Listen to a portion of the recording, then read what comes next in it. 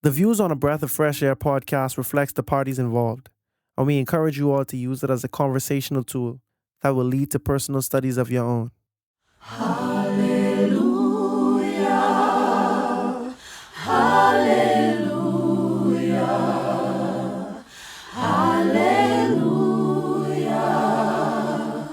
hallelujah. Welcome to a Breath of Fresh Air podcast. Here with your hosts, Earl Roberts and Nakhaz Gay. As a young person, Christianity can be so foggy, like smoke in the mirrors and so unclear.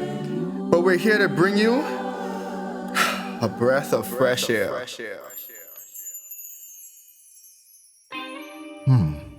I think Michael like David, I could get him. And watch this. She could trip him up. She could trip him up so that the hand of the Philistines might be upon him. Attendants! Yes, my lord? Speak to David privately and tell him, look, the king likes you, and his attendants all love you. Now become his son-in-law. As you wish.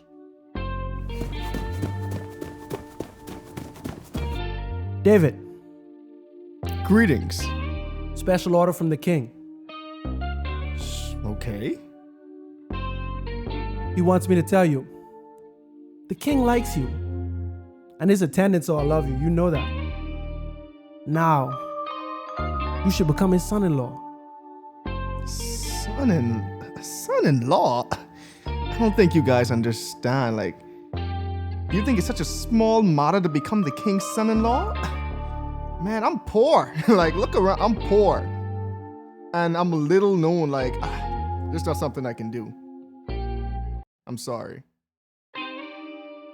Your Majesty, I relayed the message to David, but he politely declined. He mentioned something about being poor and it not being a small matter to be the king's son-in-law. I guess he's concerned about his financial obligations to you. His financial obligations, you say. I got it. I want you to go back to David and say to him, the king wants no other price for the bride other than 100 Philistine foreskins to take revenge on his enemies. As you wish, my king. Yeah, there's no way that he's gonna kill 100 Philistines. Good news, David. So the price changed. He's not requiring a standard dowry. Oh, really? Okay. Yes, for a fighter like you, the dowry has to be something fight-related, something war-related, you know? I like the sound of this. So, instead of a hefty dowry, he wants you to prove yourself. He's asking for 100 Philistine foreskins for the price of his daughter. 100? That's it? You're telling me for 100 foreskins, Michael can be my bride? Okay. Looks like I'm gonna be a prince today. Guess what? The king wants 100?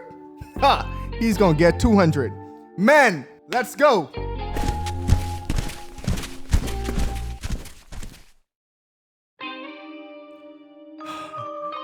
All right, man. We've done it. 200 foreskins for the princess. Here you go. You did it? Wait, you did it. You did it. Yes, Your Majesty. You over there. Count them. 200 even, Your Majesty. Well, all right then. David, here is Michael, your bride. To David and Michael!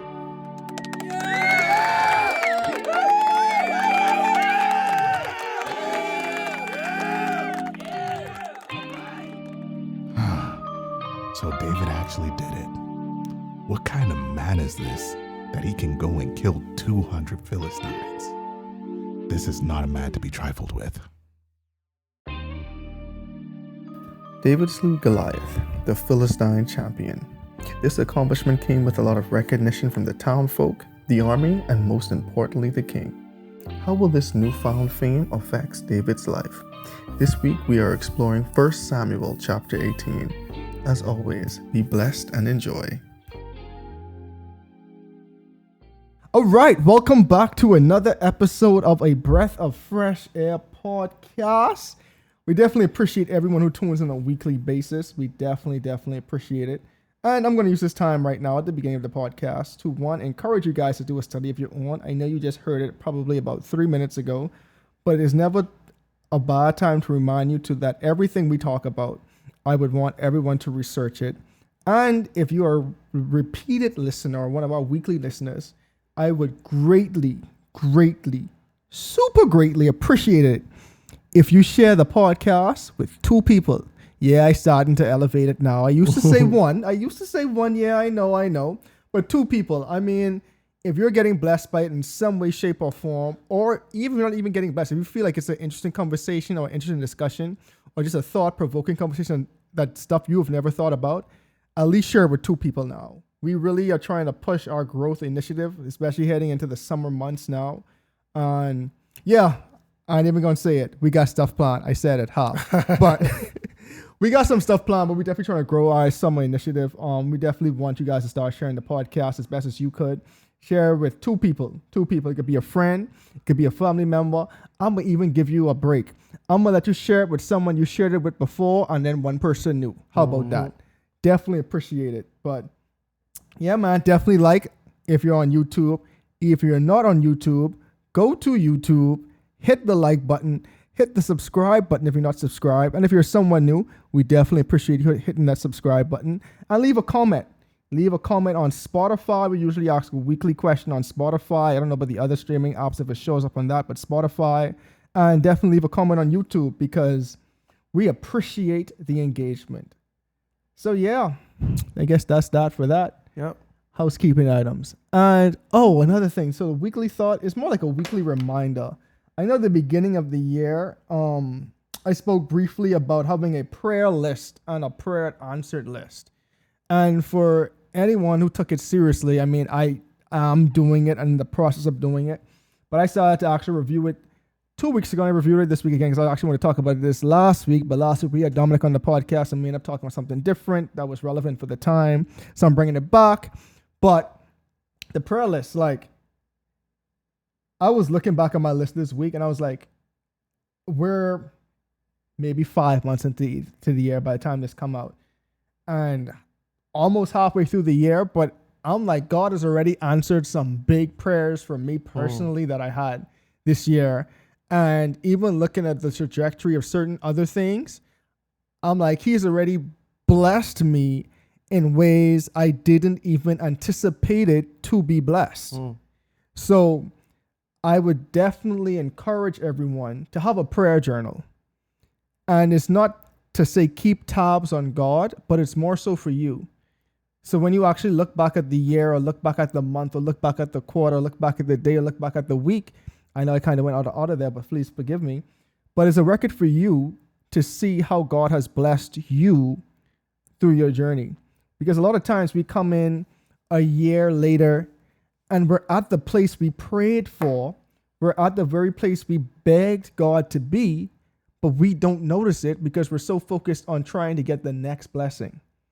So I definitely want everyone to keep a prayer journal and to go through it and actually tick off the blessings and the prayers that God has had, and even write down in the prayer journal a way you were blessed that you didn't even anticipate.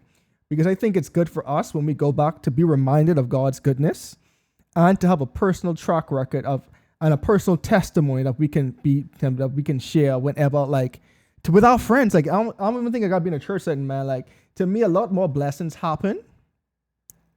My personal perspective, because I ain't saying this like it's a fact, but I feel like a lot more blessings happen when you actually like share God's goodness, offer your free will to your friends and family, than you might even get when you go to church. Because sometimes when people are scared to share in that open setting, in that open forum of church. But you go like me and Nakhaz, we be talking about our blessings during the week, how God blessed us, and that encourages me. Because I know if God bless him, God's in the blessing business, God can sprinkle a little bit of blessings this way. Right. And I think it works vice versa, you know what I'm saying? So yeah, man, I don't know if you got anything to say about that, but I feel like I was going on just now. But no, I just gotta say God is good. When things kind of flesh out a little more, I'll be giving a few testimonies of mine for the And year. again, that's part of our plans that we have coming up. Yeah. And for our special episode that's looming ever so closer now, which we got to talk about off mic. But yeah. Yeah, we just but I mean, God is good. Anybody who has been jotting down, or I had a prayer journal and prayer answer journal, you could definitely reflect on that, but then at the same time, just be mindful that God's grace is sufficient, even if the thing that you prayed for has not been answered. It's not a no, you know what I'm saying? It might not be a no, I would say, it might not be, it might just be a not now. It might be a no, but just being realistic, you understand? But it can also be a not now, so. And even with the not now, it kind of brings back to something that we were talking about, again, off pod. I know we keep on saying off mic, but we look at the story of Moses. Moses wanted to be the ruler of the leader of the Israelites, to lead them out of captivity out of Egypt. But when he wanted to do it, it wasn't the right time. But when it was time, when God knew it was time for him to lead the people out of Israel, that was when he was given the rightful opportunity to do it. So to Kazi's point, even though God might not answer your prayer right now, it took Moses like 40 years before he actually got that prayer answered. 40 years. Do you know how much time? I haven't even been alive 40 years yet. Right.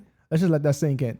So again, like, even if you might be praying earnestly for something and God literally might be saying, it might seem like a no, because I'm sure to Moses, by year 20, that's a no. Yeah. But God literally said, you still ain't at the point yet where you're ready to receive this blessing and this honor or this responsibility yet.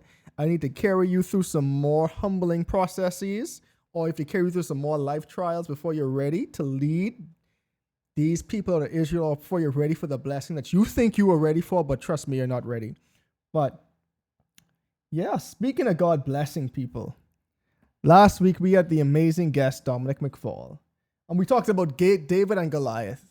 And if you've been following with us recently, or if you're catching back up with the episodes, or even if you're jumping into this podcast for the first time, the title probably already gave it away, but we're continuing with the story of David. More so now with his interactions with the King Saul. And not even to flush it out a lot, but definitely go back and check out the past episodes. We know King Saul started off good. He lost his way along the way. I hate saying way twice, but you guys get the point. He lost his way mostly because of pride. Really and truly just because of pride and arrogance. And God withdrew his presence from Saul. God told Samuel to anoint a new king, and that king was David. I think even you don't have to be full of the Bible to know about King David. So this is the famous King David that the Jews, Israelites hold in such high regard. Yep. And for good reason, even though we're going to get back into that story.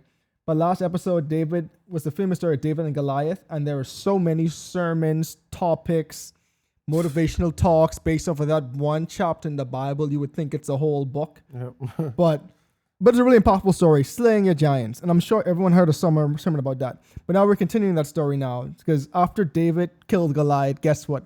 There's a lot more David story left. So now this week we're picking up in 1 Samuel chapter 18. And we're going to get into a lot of stuff, so I guess I'll just get into it. Verse 1. As soon as he had finished speaking to Saul, and this is David we're talking about, the soul of Jonathan was knit to the soul of David, and Jonathan loved him as his own soul. Bro, I know it's only the first You're reading verse. the King James. I read the actually ESV. Oh, ESV. Okay. I read the ESV, my bad. Gotcha. NIV started to get a little too weird to me. And I know if ESV even a little bit better, but ESV is still easier to read. Okay. So I bounce between the ESV and the New King James. Yeah, I just wanted to make sure We were on the same so thing. I could follow. Yeah. Yeah. It's all good. My bad. Yeah, I did switch. So I know it's only first one, right? But I know a lot of people have questions about this very verse. And I don't know if you wanted to tackle it. Bro, this remind me of when Ham saw Noah's nakedness, right? Mm-hmm. And people allude to the idea that Ham sexually assaulted Noah. Mm-hmm. I'm not saying that he did or didn't, but you can't get that based on what the Bible says. You understand what I'm saying? people allude that this is some type of homosexual connection between David and Jonathan.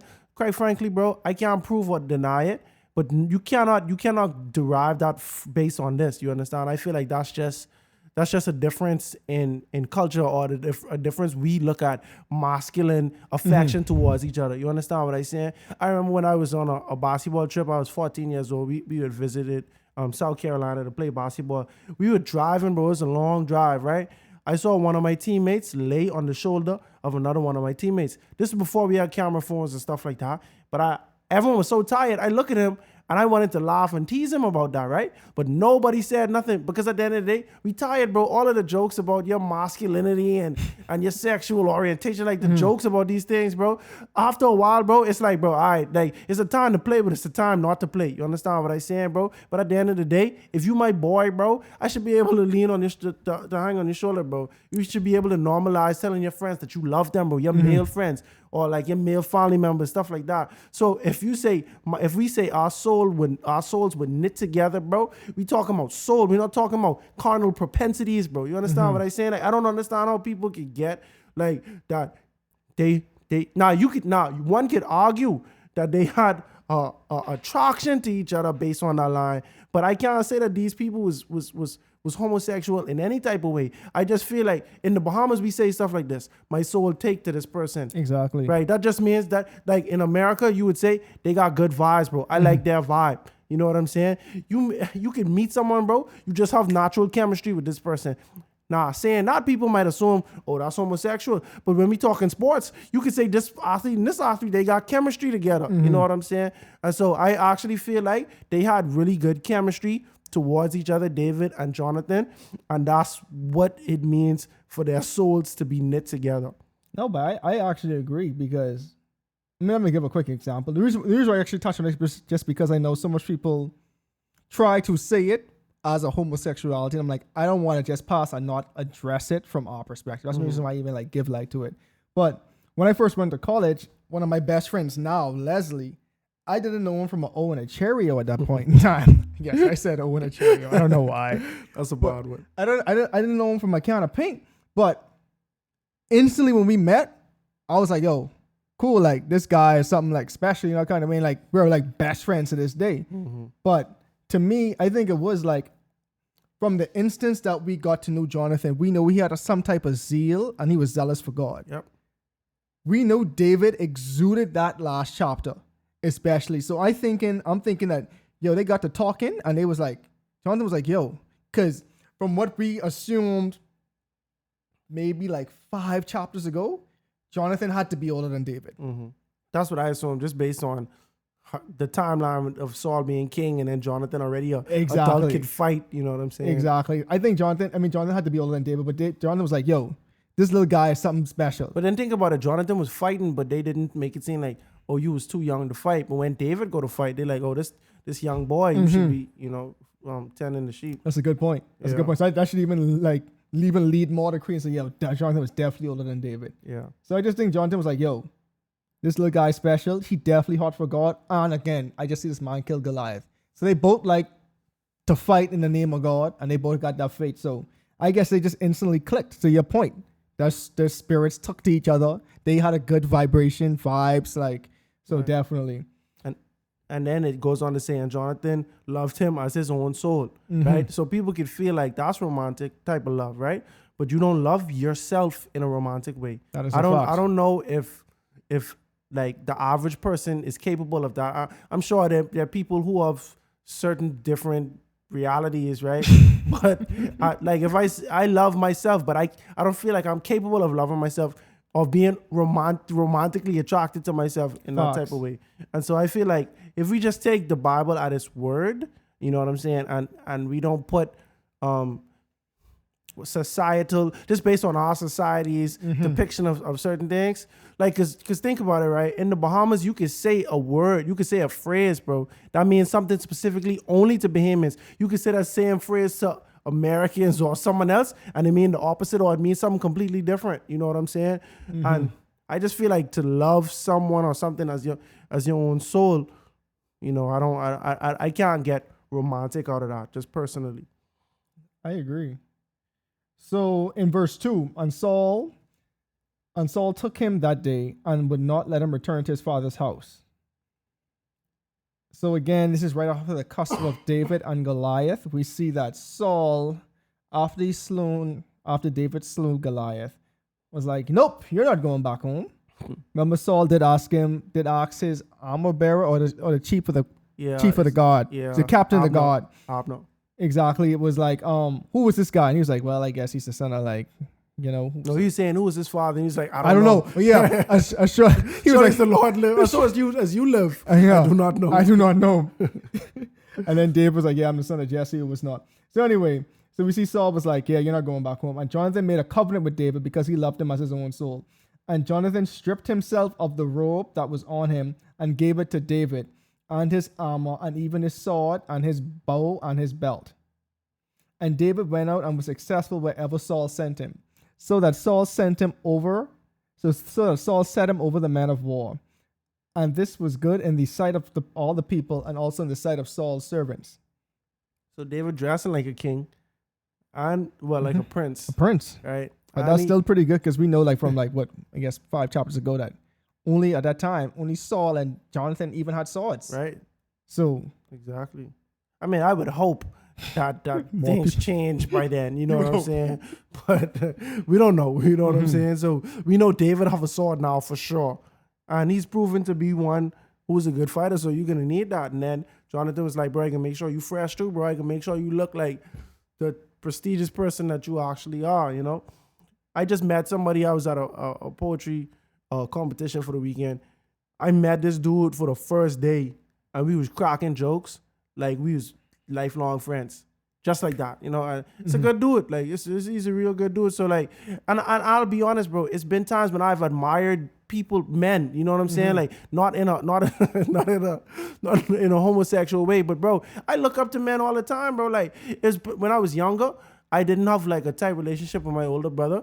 And so when I see older dudes who like I look up to, I would wish that they were my older brother. You know what I'm saying? I wish I had that type of connection with them, you know?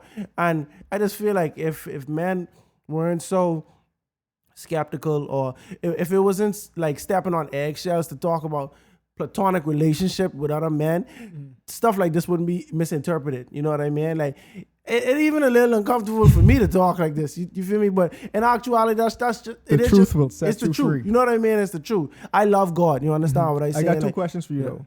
Go on. Like, I know if I cut you off. No, yeah. Let me finish this point. I want you to finish the point. I love God, and I feel like I want my soul to be one. I want to love God like I love myself, or even more. Like, so if Jesus was here in the flesh, I would love to have that type of relationship with him. And ain't nobody can tell me I like man or whatever because of that. You understand? Yeah. So, first question. Don't you find it ironic that David couldn't wear Saul's armor, but he could wear Jonathan's armor? I do. And the second part of my question is, think about it, right? I know we talk about this. I don't know how much episodes ago this was, because how we record these is throwing me off. But, right? Jonathan is essentially giving the new king his armor, even though Jonathan, by birthright, should be the next king. Right. This just come to me, so I don't even know. But I just find it kind of ironic. No, but I thought about that. Well, the reason why David couldn't wear Saul's is because he wasn't used to it. You understand? So David was just like, bro, this will be my first time going out here trying to fight with this. I ain't used to this, bro. You understand? But it wasn't that. See, like the narrative I was taught as a child was that it was too heavy. You understand? But it might have been heavy or not. But at the end of the day, David kind of made it seem like if I practice with this a little more, I'll be able to use that. So Jonathan give him his armor, and he probably say, all right, cool. Nah, I have enough time with this, so I could use this in battle eventually. But I really realizing that Jonathan really is a selfless person. You understand? I feel like Jonathan, his ego ain't in the way. That's why he could go on a solo mission to fight without seeking glory, or without like telling people, you know, I gonna do this, or come with me, bro. I want y'all to ride with me, to watch me do all of this. So I could see Jonathan giving that to David, because this dude earned stripes, bro. You earned the esteem that come with this. You understand? I still can be prince even though you wearing this thing. Well, that might be his mindset. He don't even know what's going on, right? But at the end of the day, I can see that he he truly did love David, bro, because at the end of the day, it's certain things I wouldn't do. You understand? At Nakhaz, you know? And I feel like I'm one of the coolest dudes around, you know what I mean? But Check this Instagram, ladies and gentlemen. but there's certain things I just wouldn't do, bro. Like it's certain like me thinking, bro, I don't want nobody to try to upstage me or what I have going on, you know what I mean? I think that was crossing a boundary giving David that cloak or his robe or whatever. But at the end of the day, it just showed that he's not even worried about titles or anything. Like, he's one of them people who you need in your corner, bro. They're not going to be jealous because of your success, bro. I feel like Jonathan was saying, bro, even if you was to be king one day, bro, I happy for you. You the right man for the job, bro. You know what I mean? So I feel like Jonathan was a person that knew God and listened to God. You know what I'm saying? He could see the same thing but David. And so that didn't stop him from showing David love in the way he did. Hey, and honestly, not to even diminish anything you say, but my own father already tried to kill me. Yeah, that's true. But love is lost, bro. Right. Love is lost, bro. My own father, bro, tried to kill me. He swear to God. He swear to God he was going to kill me, bro. Like, surely as the Lord lives. Oh, Yeah, man. bro, I was, what? No, man. Yeah, I ain't studying him. So in verse 6, as they were coming home, I guess we can see, as they were coming home, when David returned from striking down the Philistine, the woman came out of all the cities of Israel, singing and dancing to meet King Saul with tambourines and with songs of joy and with musical instruments. And the women sang to one another as they celebrated, Saul has struck down his thousands and David his tens of thousands. And Saul was very angry, and this saying displeased him. He said, they have ascribed to David tens of thousands, and to me they have ascribed merely thousands. I added the merely in there. And what more can he have done? What more can he have but the kingdom? And Saul eyed David from that day on. I just find it so interesting that every time they talk about Saul and Jonathan, they polar opposites. Exactly. The Bible is almost like purposely paint them in the same chapter in different lights, bro. Okay, let's go back. Samuel was kind of in his feelings because Israel rejected him as right. So they anointed Saul as the king, right? Samuel lived long, but keep going. Right, and then Saul, he did good. He started off good. So we know we have one evidence of him following God, right? And they were successful. We have another evidence where he decided to take matters into his own hands. We had a difference of opinion on that. I thought that Saul was being zealous, but just in the wrong way. He did the wrong thing for the right reason. That's how I felt, right? But now, as the chapters progress, we see Saul really wants the glory at all times. Here it is. David did something that he was afraid to do. Him and all of Israel, everyone in the army was afraid to do. And now David is getting credit for his success. And Saul is jealous of that. I actually feel like this comical, bro, like reading this. Like, I'm just like, bro, is this real? Is this a caricature of somebody that's really like jealous?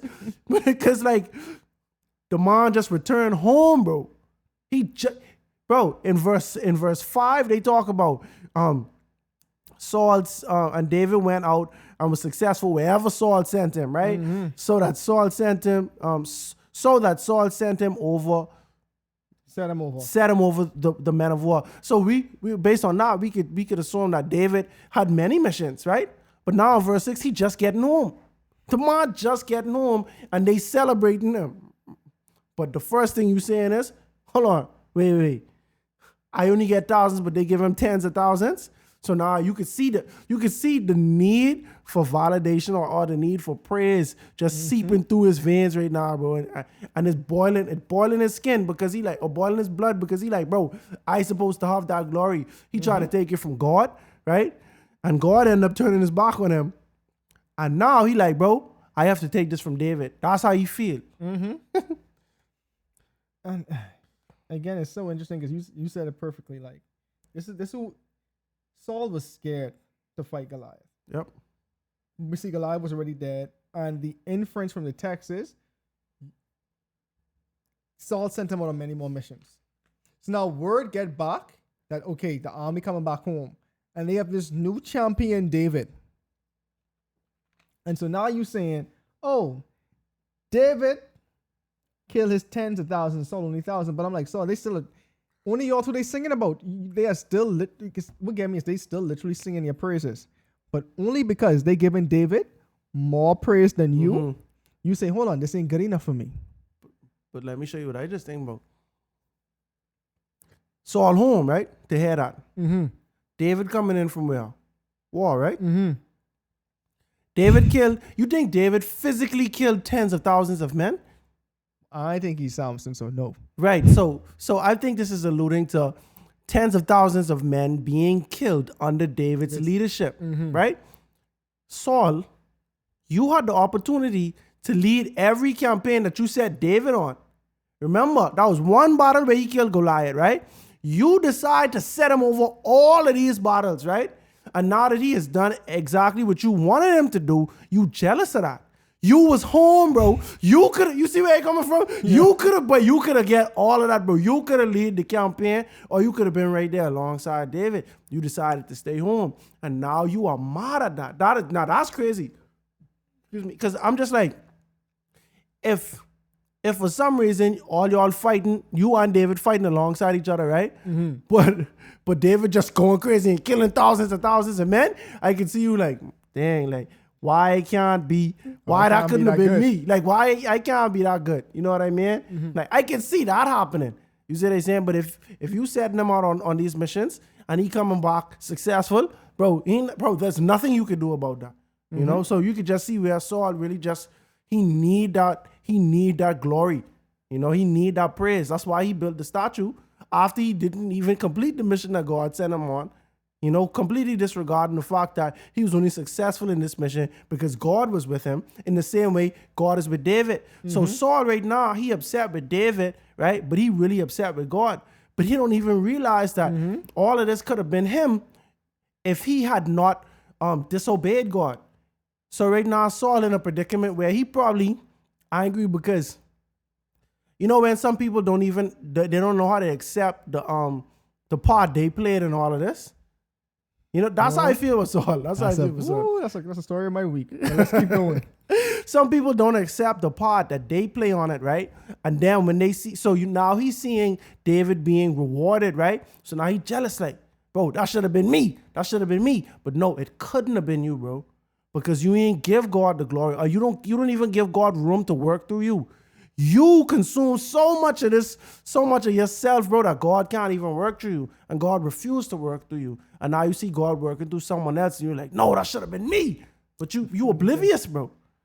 Even to your point, the funny thing is not even that God didn't even choose to work through you.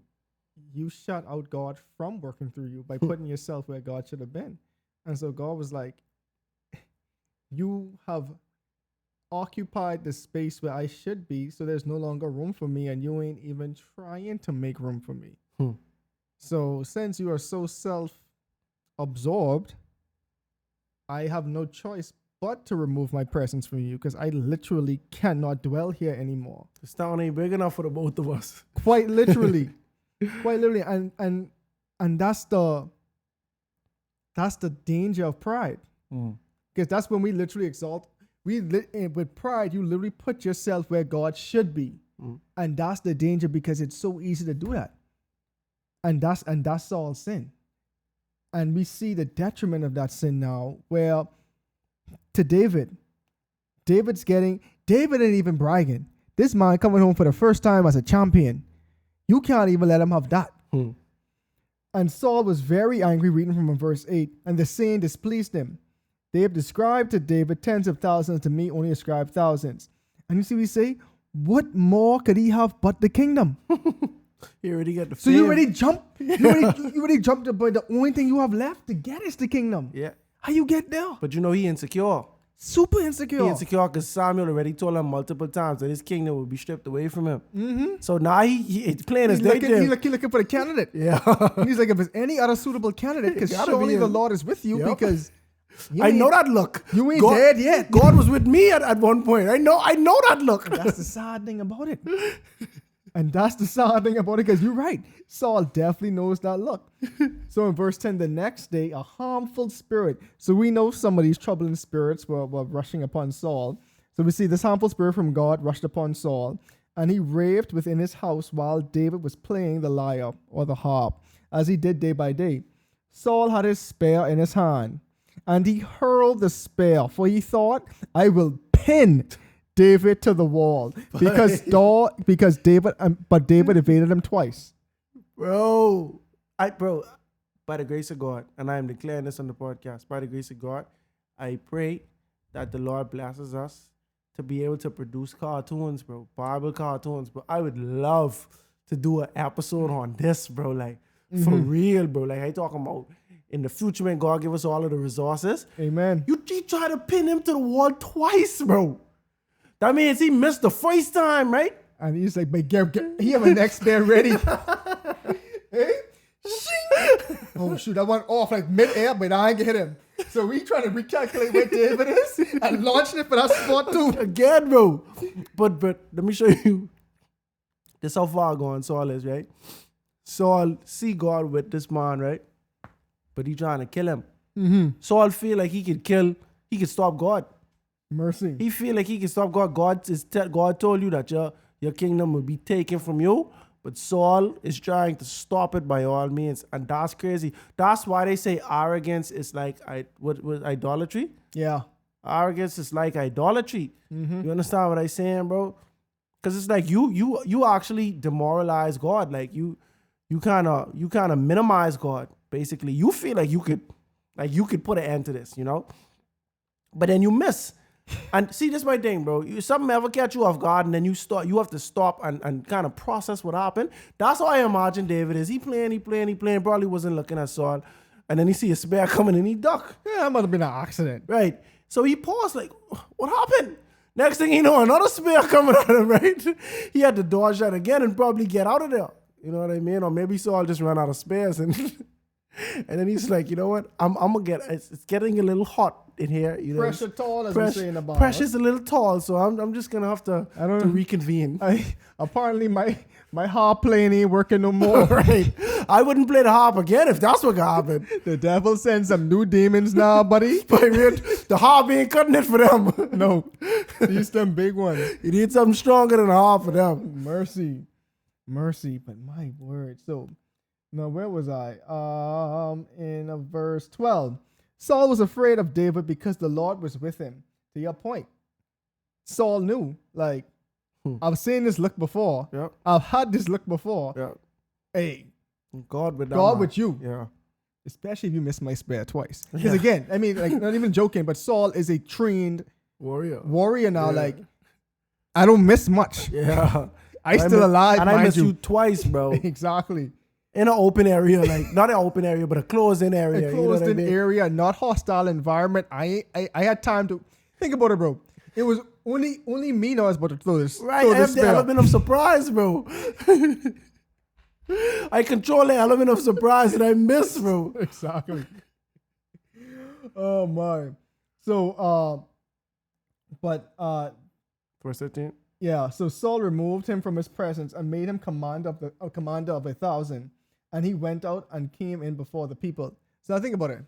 Saul saying, okay, you know what? Because this might seem like a promotion to some, which it is. But you know what Saul's saying? I can't kill you.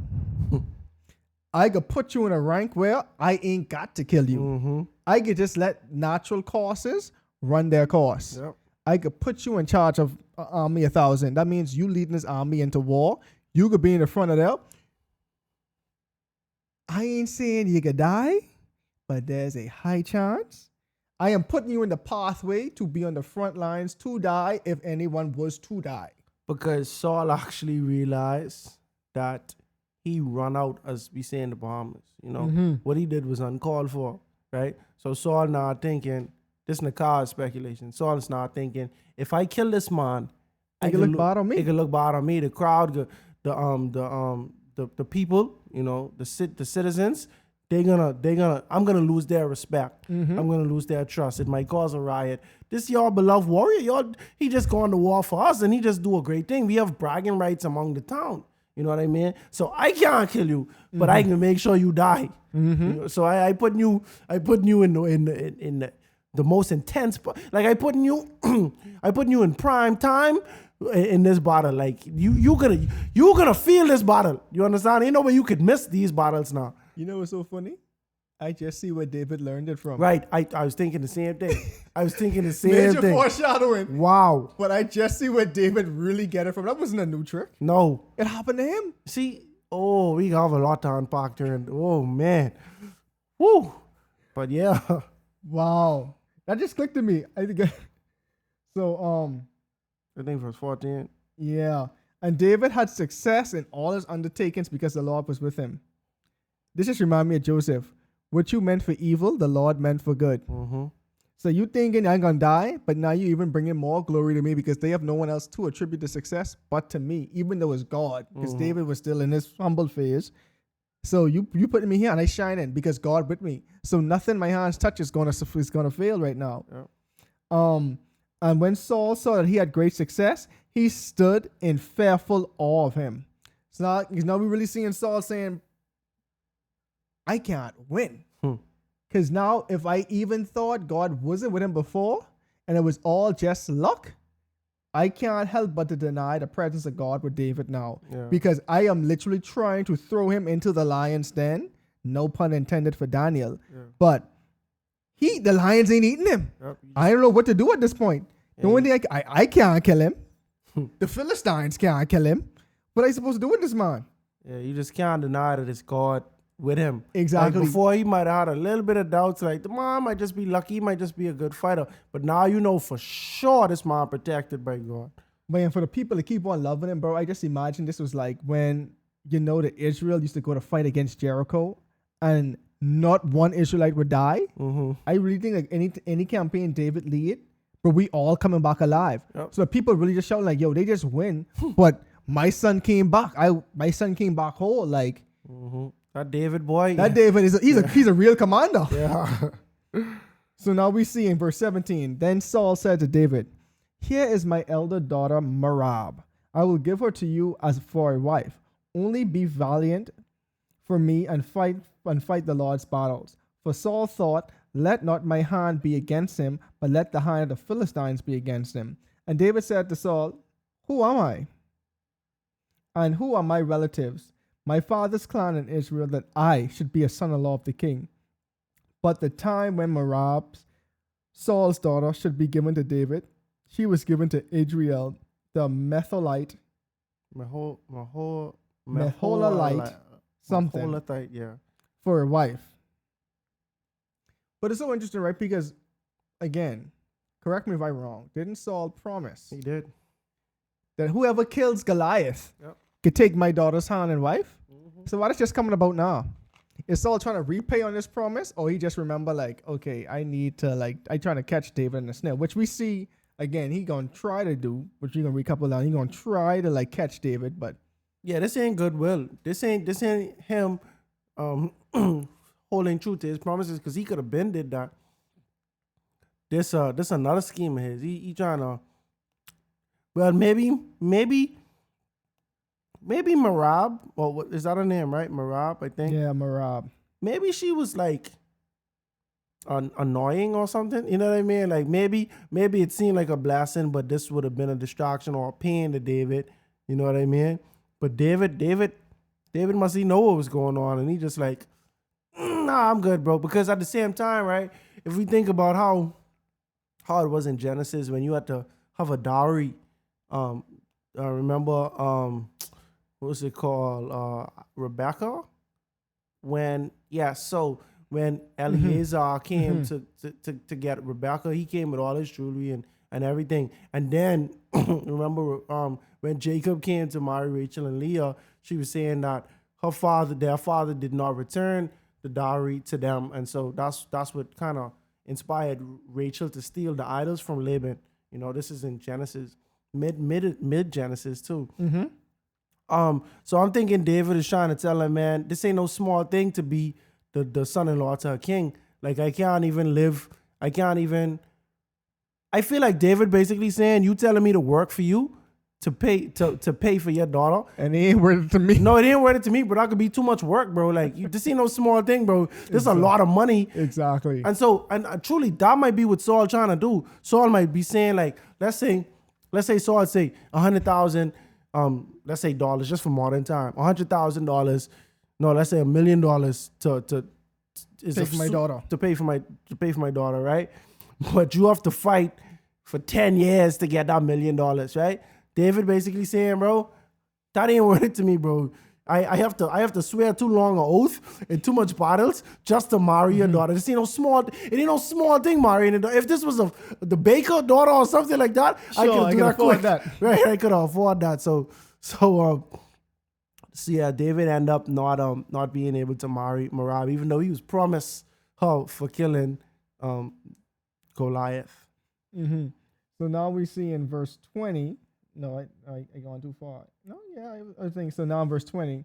Now Saul's daughter Michal, loved David, and they told Saul the thing that pleased him.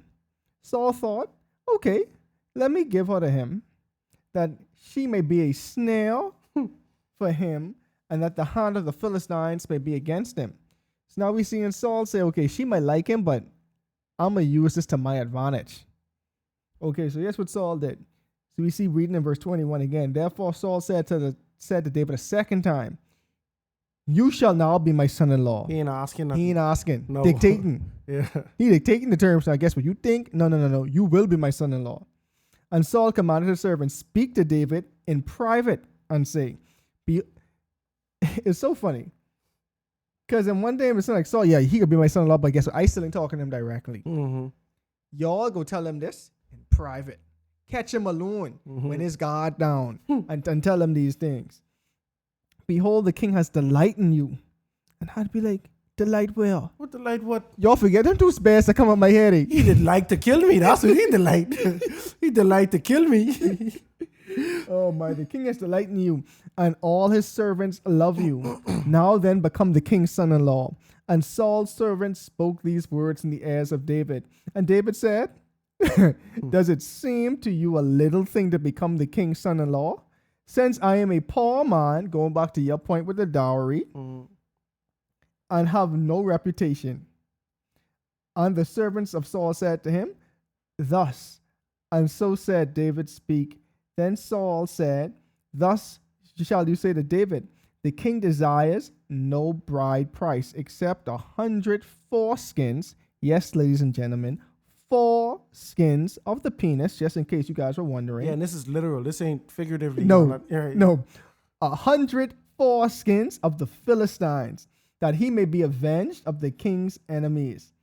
Now Saul thought to make David fall by one of the hands of the Philistines. So just to break it down for everyone, right? We know from the jump. Saul ain't care about it. Saul does not care. Just to make sure I don't get too behemoth for our American listeners. Saul does not care about David's love interests in the slightest. Saul said, oh, my daughter likes David. Okay, let me use this to my advantage. Yep.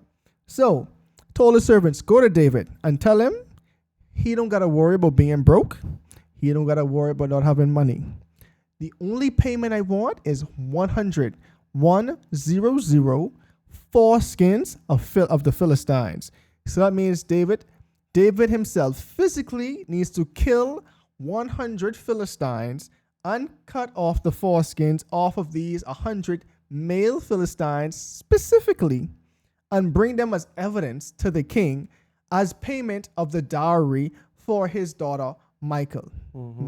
And so Saul's saying, guess what? Now this should be, he has to go directly in direct combat with them. He probably gonna die. Yep. So I just trying to put him, like, again, he said this is gonna be a snare for him. Yeah, no, Michal will be a snare for him.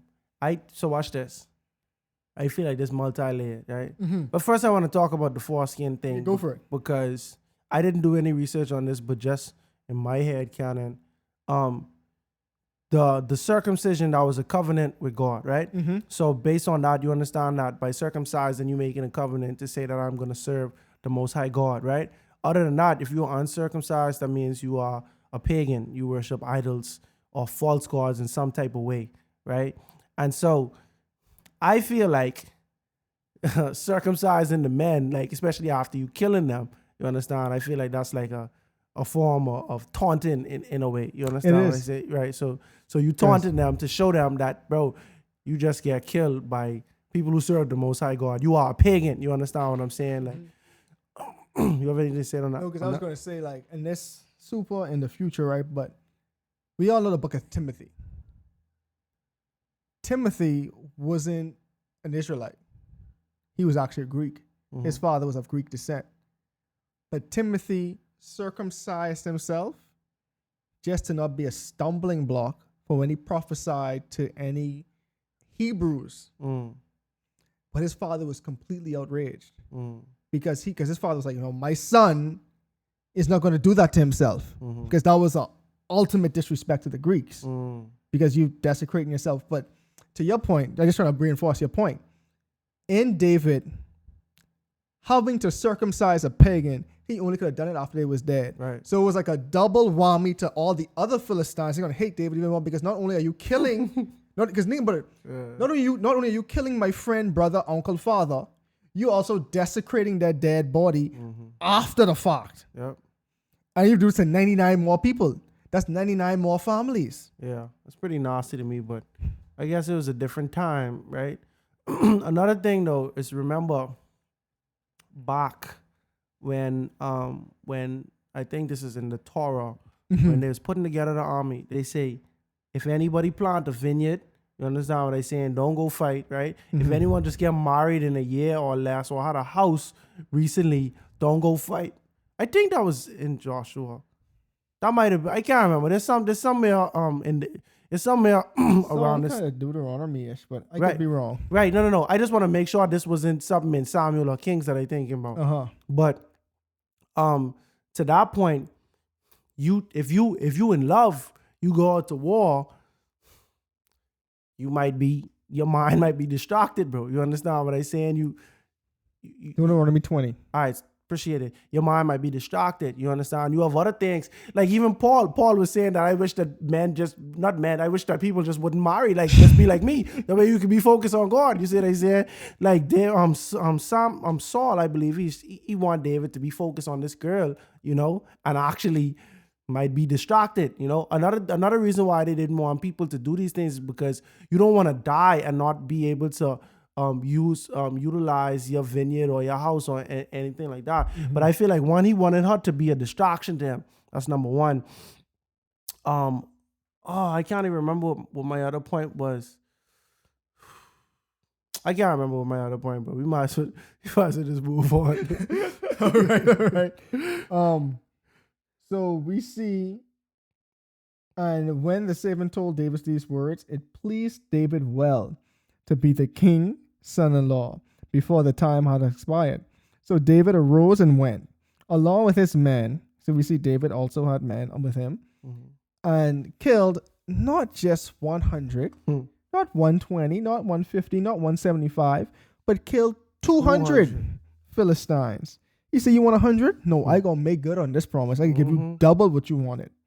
And David brought their foreskins, which to me is still completely gross. But to Nakhaz's point, it might be it was just a different time back then, which were given in full number to the king, that he might become the king's son-in-law. And Saul gave him his daughter Michal for a wife. But when Saul saw and knew that the Lord was with David, and that Michal, Saul's daughter, loved him, it's like a double whammy for him now. Backfire. Saul was even more afraid of David. So Saul was David's enemy continually.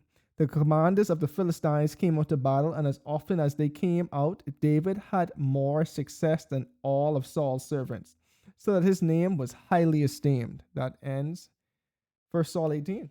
Yep. So, what's your overall thoughts so far?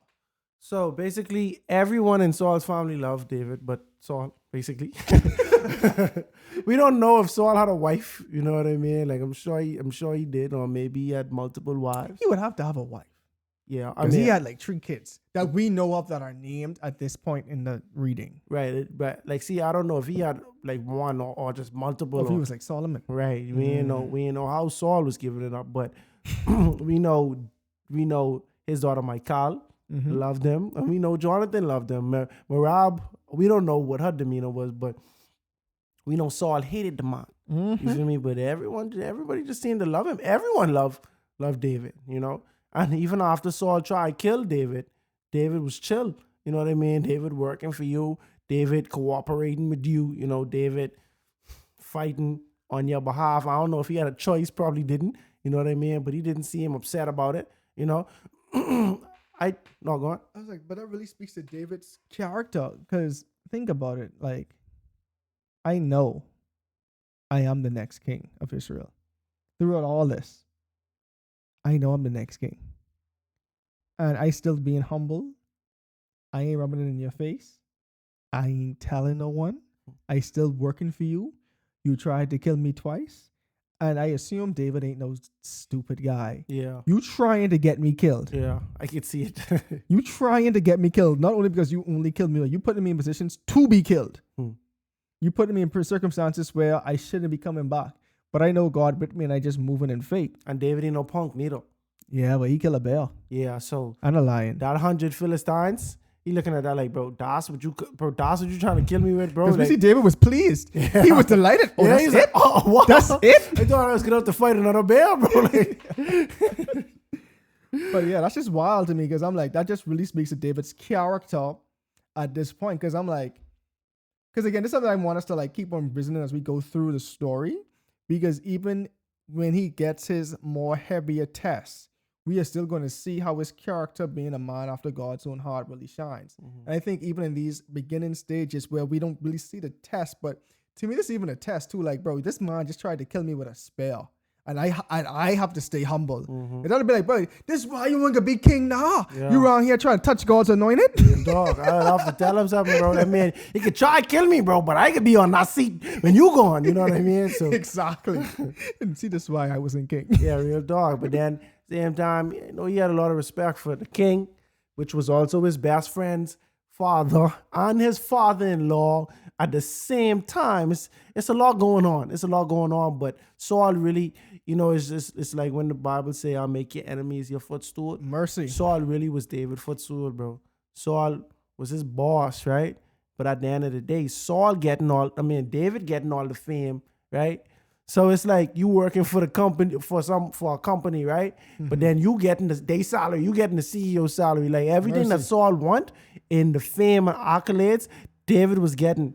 And then David now marry into royalty while he have the armor and the robe of the son. You know what I mean? He well respected. They singing songs about David. All of these things Saul want.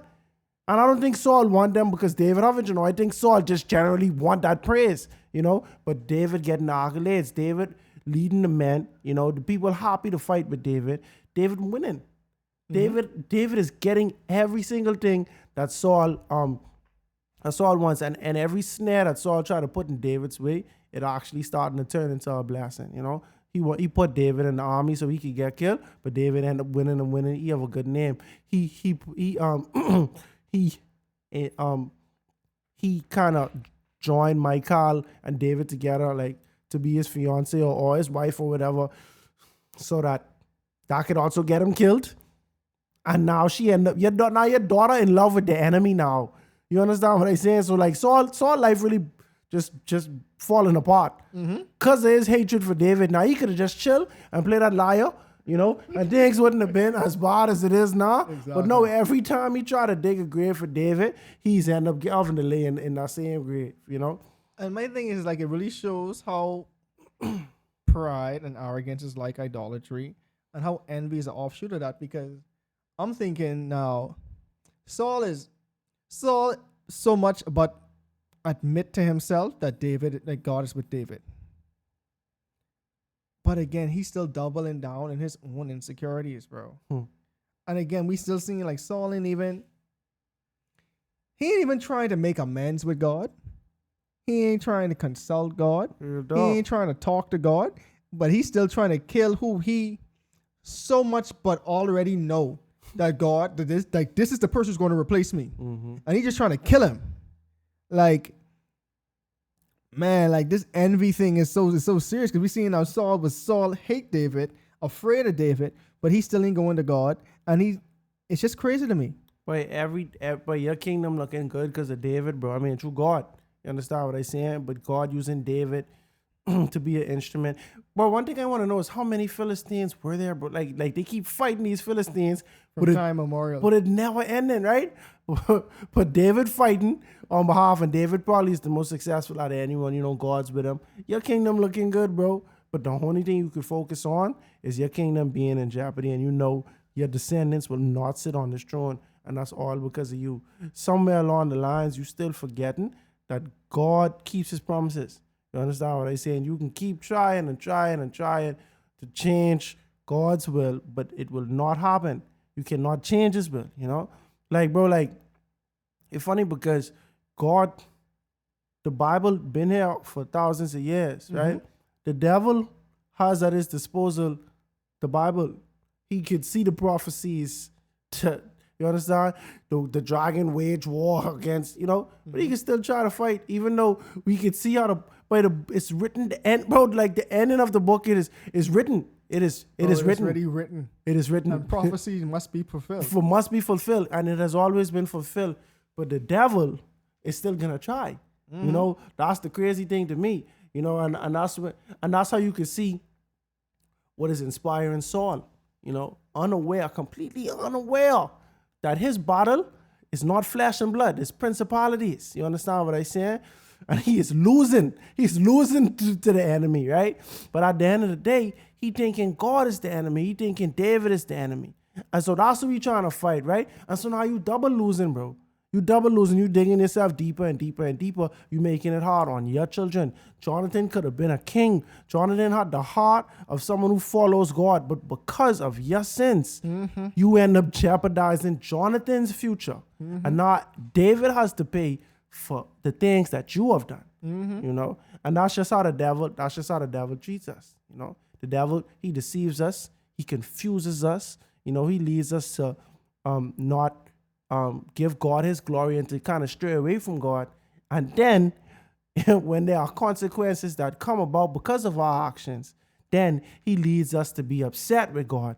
Like God do something to us and not the other way around. I think all in all, really and truly, it just is a reflection point, because we see how envy, jealousy, from the first murder in the Bible, how that played a pivotal part. Because just like Cain, Saul knows what would please God, but he doubled down in his heart and said, I'm not doing that.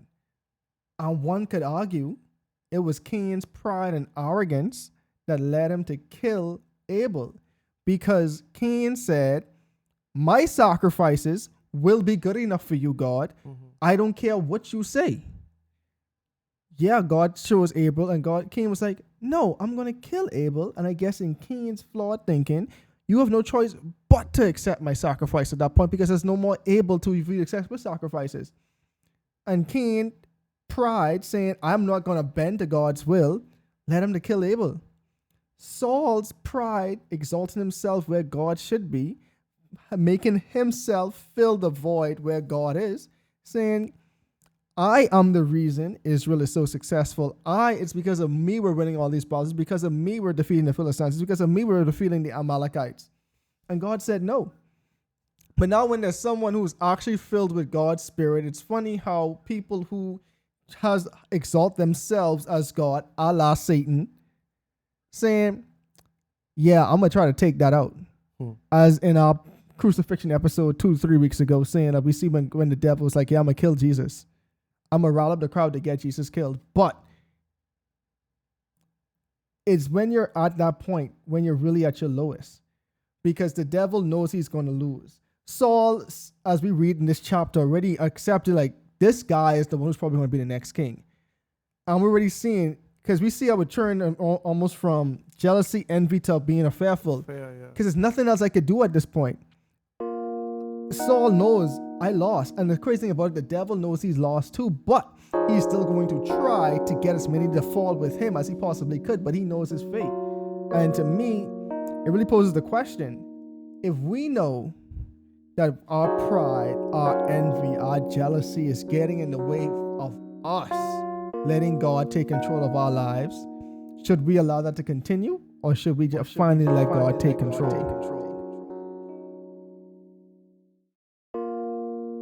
Saul's attempt to slew David was a failure. So instead of actively pursuing David, he kept sending him off to battle, hoping that he would die by the hands of his enemies. But even that was unfruitful. Now, after many failed attempts and some words from his son, Saul finally has a change of heart. Or does he? We'll find out next week on the next episode of A Breath of Fresh Air. Tonight's episode included voice acting by Dominic McFall, as well as your hosts, Earl Roberts and Nakhaz Gay. Remember to go ahead and research on your own in order to get a more firm understanding of tonight's episode. And if you enjoyed it, make sure to like, subscribe, and share with your friends.